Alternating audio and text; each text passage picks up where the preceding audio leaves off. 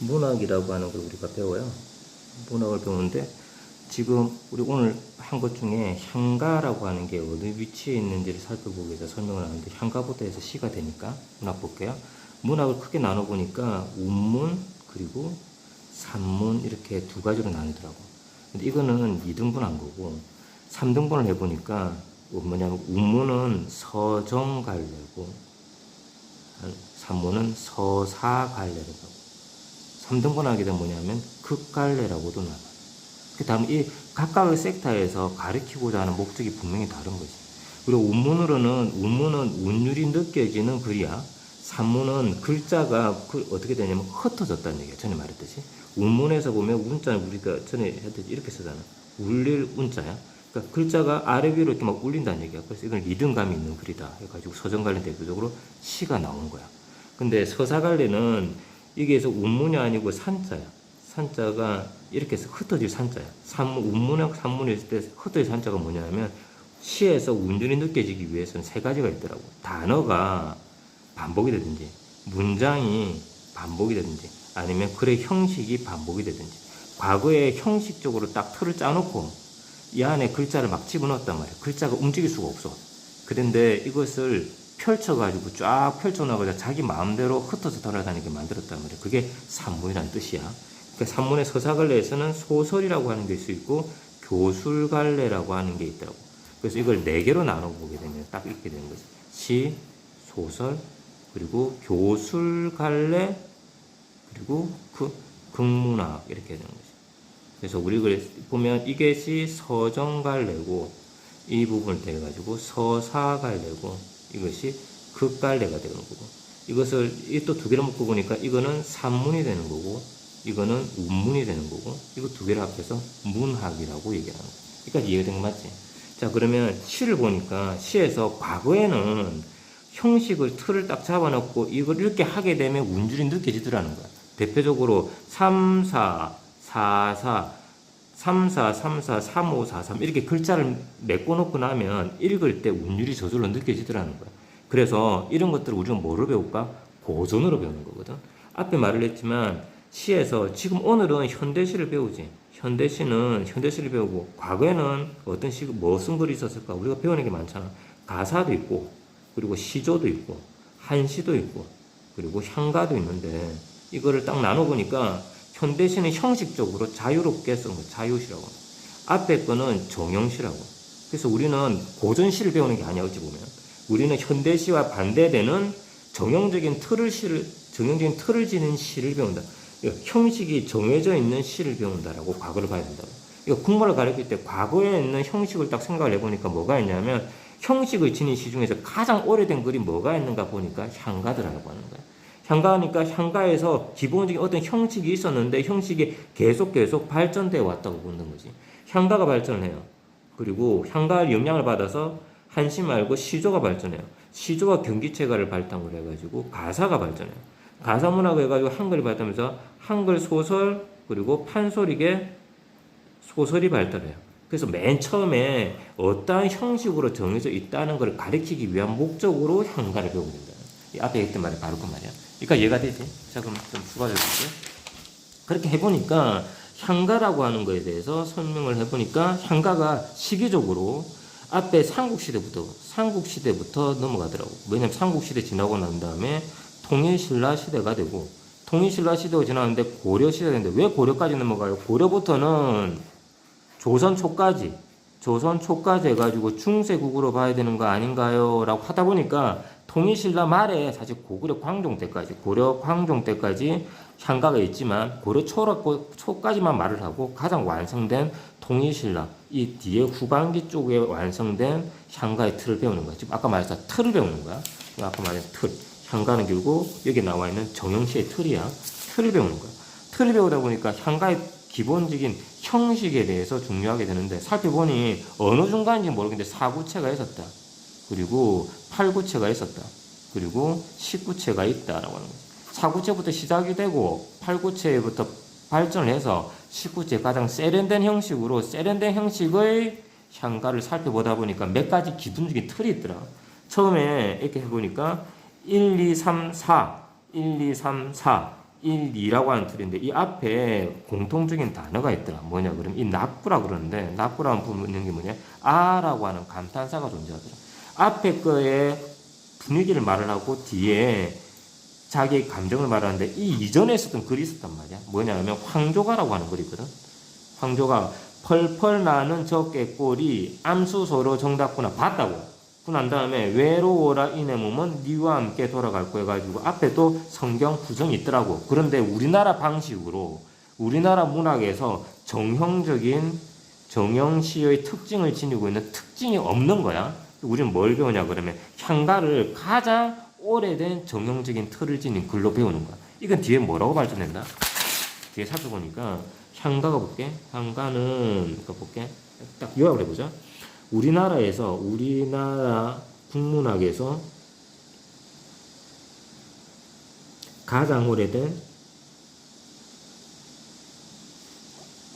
정형화된 서정시라고 보는 거야.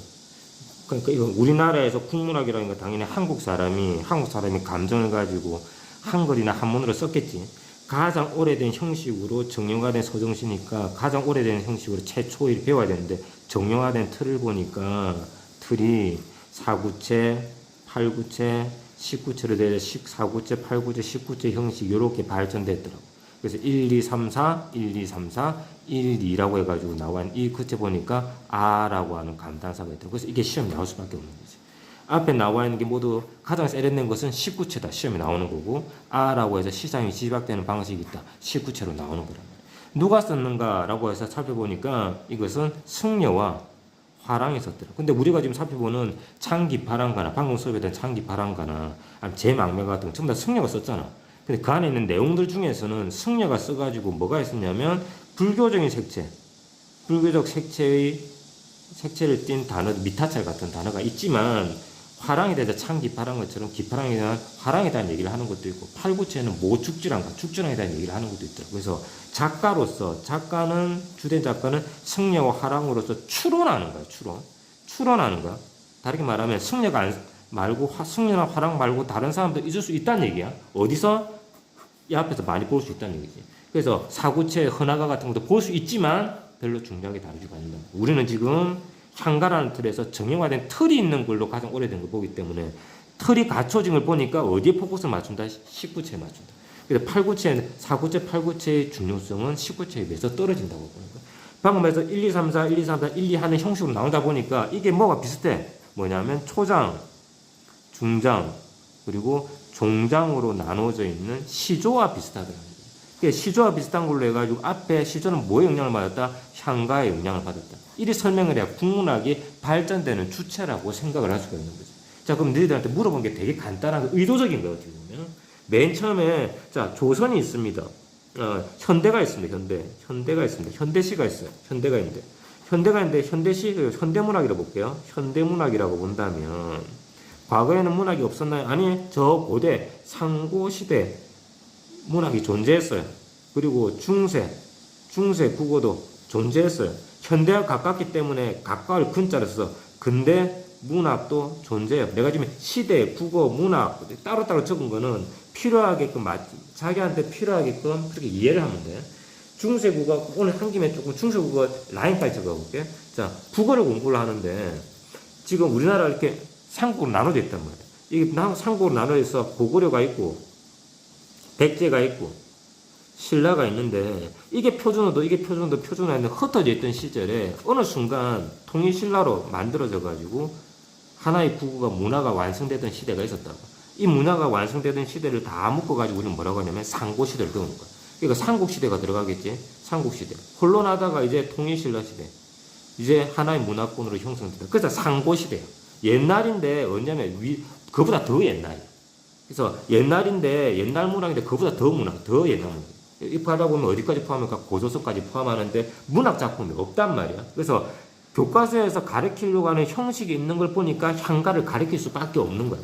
이해가 되지? 이걸 가르치고 나니까 중세국은 왜 중세국인데요? 라고 하다 보면 여기에서 자 통일신라에서 지금 만약 통일신라가 지금까지 유지가 되고 있다면 경상도 사투리가 표준어가 될 거야. 표준어가 이동한 거야. 문화의 중심이 이동한 거야. 문화유산 이동하고 이때부터 중세국어라고 보는 거야. 그다음에 경기도 쪽 올라가면 근대문학도 다 중세국어가 아닌가 이렇게 물어볼 텐데 아니야. 이게 조선 초까지야. 왜냐하면 조선 초까지 문화의 중심지가 옮겨간 상태에서 조선 초까지 어떤 국가가 되었다? 왕과 신하가 모든 문화와 정치적인 사회 문화를 다 좌지우지하던 시대가 되었다. 그래서 우리가 서양을 말할 때는 중세 봉건이라고 하잖아. 그지? 근데 봉건 시대 국어를 배워. 중세 봉건 시대의 국어라는 말을 쫙 줄였다고 생각하는데 중세 국어를 배우는 거야. 모든 문학의 주체는 누구다? 왕이다. 모든 문학의 주체는 신하다. 근데 우리가 왕이 쓴 글을 잘 배우지 않잖아. 그러니까 신하가 왕에게 충성하는 내용이 담긴 글을 배울 수밖에 없는 거야. 글의 형식은 시조가 있었다. 가사가 있었다. 언제까지? 조선 초까지. 우리는 조선 초와 조선 후로 배워요. 그러니까 우리가 조선 초를 정기라고 하고 뒤에 건 조선 후기라고 하죠. 이 딱 기회가 딱 정해져 있어. 뭐냐면 이 기간이 1592년이야. 임진왜란 이전과 임진왜란 이후가 바뀌어. 임진왜란 이전 때는 무슨 일이 있었을까? 그냥 왕이 시킨 대로 시킨 대로 하고 신하가 시키면 시킨 대로 하는데 전부 다 다들 못 살았던 시대단 말이야. 근데 임진왜란이 딱 거치고 나자 뭐가 있었다? 사람들이 이제 나라가 다 뒤집히고 난 상태에서 저수지를 만들어서 하니까 모내기가 가능하고 모내기가 가능하니까 생산량이 늘어나니까 먹고 살만한 게 뭐가 생기냐면 문화생활을 하기 시작을 한 거야. 이때 하는 문화생활이 글을 읽기 시작을 한 거야. 문학의 주체가 누가 됐다? 왕과 신하에서 누구한테 넘어갔다? 시민으로 넘어갔단 말이야. 그래서 지금 서양에서는 근대라고 해도 나오는 단어가 뭐냐면 근대 시민사회라고 말하거든. 그다음에 근대 시민이 주체가 된 국어 문학을 배우는 게 근대 문학이라는 거예요. 그래서 근대 문학도 딱 정해져 있어. 왜냐하면 이 앞에 딱 한 개가 더 있냐면 개화기라고 있거든. 개화기는 1894년부터 1910년까지 조1이 협약하여 동북아의 패권을 장악한다. 이런 말도 안 되는 글을 적어놓은 건 국문학에서 안 다룬단 말이야. 그러니까 이 앞에는 개화기 문학은 빼고 생각을 해보니까 현대문학, 근대문학, 중세국어, 상고시대 틀이 엄격한 거야. 시험에 낼 게 엄격하게 돼. 상고시대가 있어. 상고시대. 향가밖에 없어. 향가에서 기본적인 틀, 문학의 틀, 그리고 주체, 그리고 어떤 식으로 시의 형상화에 대한 문제 빼고는 나올 수 있는 비교급에 대한 문학 작품의 수가 많지가 않아. 이게 넘어가지 고려가 넘어가잖아, 그지? 고려에서 이제 중세국어로 본다고. 중세국어 아니야. 중세국어에서 중세국어는 고려부터 해가지고 조선 초까지야. 조선 초까지니까 왕과 신하가 중심이 되어서 왕을 중심으로 글을 썼는데 이 안에 있는 다양한 문학 장식이 있더라고. 고려시대에는 일반적으로 누가 썼다? 귀족이 썼겠지. 귀족이 쓴 걸로 하는 글도 있는 다음에 평민이 쓴 걸로 조선시대에 기록이 된 거야. 악장으로 기록이 된 글로 고려 소교라고 하는 것도 있더라고. 그리고 귀족이 쓴 걸로 해가지고 대표적으로 나온 게 경기체가가 있는데 경기체가는 안 배우더라고요.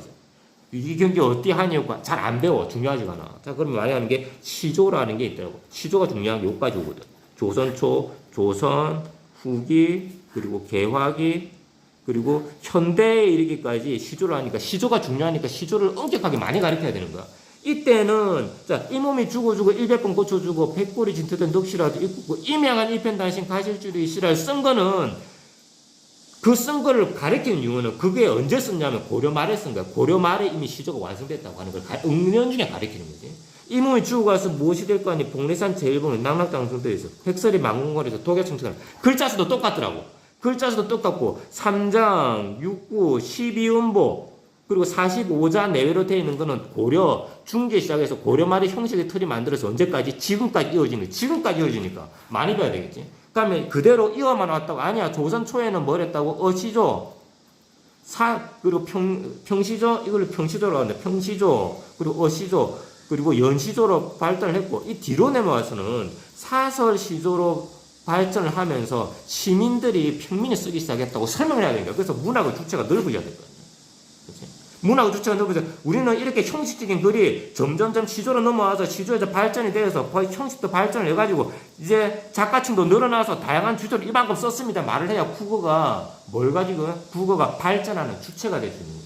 이 상대가 우리는 우문밖에 발전하지 않았네요. 아니야. 우리는 산문도 발전한 거. 산문에 뭐가 있는데요? 이 뒤에 한글 소설밖에 없잖아요. 아니야. 한글 소설 말고 이 사이에 우문과 산문이 결합된 가사라고 하는 일본에 없는 것, 중국에 없는 것, 대한민국에만 오직 있는 대한민국의 대표적이라고 말할 수 있는 가사 문학이 존재한다고 설명을 해줘야 될 거예요.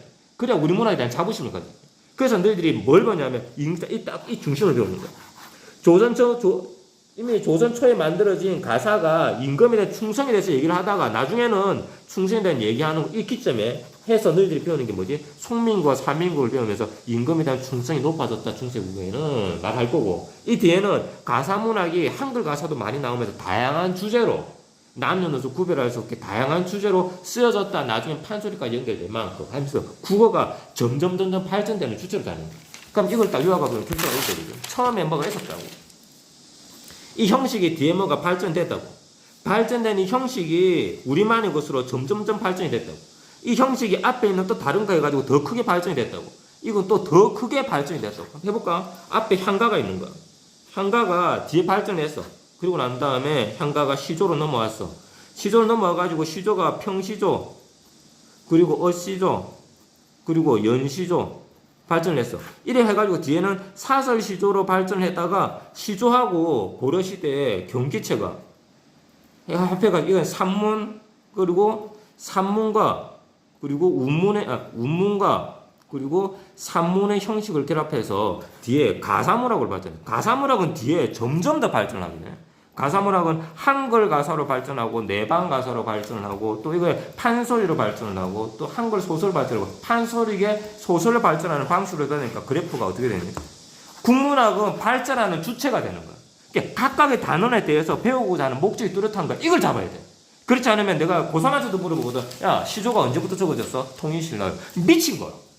야, 그러면 가사문학은 언제부터 시작됐어? 가사문학은 1910년도. 걔는 아무것도 안 한 거야. 걔가 내신이 이름이 뭐 하냐고. 그냥 딸딸딸 외우기만 하는 건데. 학교 선생님이 개성에 따라서 가사가 뭔지, 아니면 향가가 뭔지, 아니면 시조가 뭔지 시대적 구분이 없이 지문만 딸랑 주고 난 다음에 외우라고 하니까 딸딸딸 토시 하나 안 틀리고 외우지. 외우고 나와서 내신이 1 나오고 2가 나오고 이번에 2 나왔어요. 웃음 뭐하냐고. 내가 보면 네 처음부터 다시 해라고 말한다고. 처음부터 다시 해라고 하면 기분 나빠서 나가지. 걔는 공부하는 게 아니라 그냥 외운 거란 말이야. 그걸 요구하지가 않아. 니네 학교에서 내신도 중요한데 더 중요한 거는 딱 한 가지가 뭐냐면 전체적인 흐름을 잡고 내가 지금 뭐 배우는지 시작을 하는 거야. 향가부터 시작을 하는 거야. 향가가 안 되면 넘어가지 마. 왜냐하면 양주동 박사와 김한일 박사가 경합할 때도 마찬가지지만 지금도 김한일 박사의 작품 속에서 문제를 내려면 작품은 모죽지란가 창기파란가 제망매가 3개밖에 없어. 3개 배워가지고 1000년을 가자고. 1000년 역사를 빼고 국문학 시험을 낼 수 없단 말이야. 이거 틀을 내가 내 과제를 내줄게. 이걸 그대로 업로드 해낼 테니까 이를 바탕으로 이 내용을 전부 다 꼬박꼬박 적어가지고 시대별로 어떻게 된다 흐름을 적으면서 한번 이해해봐. 무슨 말인지 알겠지? 대답 좀 해라. 이렇게 이해를 해라. 그러면 내가 지금 뭘 배운다는 거 안다고. 자, 출제 비용이라고 생각해보자. 이것만 내겠냐고 아니라고. 이것만 내겠냐고 아니라고. 따로따로 내겠냐고. 그러면 지문을 따로따로 내게 되면 뭐가 되냐면 지문을 어떻게 낼까? 지문을 따로따로 내게 되면 요거에서 요거만 문제, 요거에서 요거 문제, 요거에서 요거 문제 내면 복잡하잖아. 같이 연결되게 내기 위해서는 흐름을 알고 있다는 전제를 풀어야 돼. 윗글의 표현 방식은이라는 문제를 풀려면 적어도 이 정도는 알아야 돼. 이해되지? 이거를 딱 요약해서 나와준 그 집현전 노트 있잖아. 거기다 딱 적어가지고 한 페이지로 딱 적어서 간략하게 위에 딱 표를 적고 밑에 핵심적인 문학 작품 양식을 딱 적어가지고 딱 갖고 그러면 내가 거기서 틀린 건 틀리고 보충할 건 보충하고 잘한 건 또 형아펜 치고 이래가지고 다음 단계로 넘어가죠. 오늘 내가 2개를 했어. 하나는 창기파란가를 했고 또 하나는 앞에 제망매가를 했어. 향가에 대해 설명을 했어. 그리고 그것보다 다 더 중요한 거는 내가 지금 문학이라는 것에서 뭘 배우는지를 알고 넘어가는 거라고. 이거 알고 넘어가도록 합시다. 오케이? 오케이.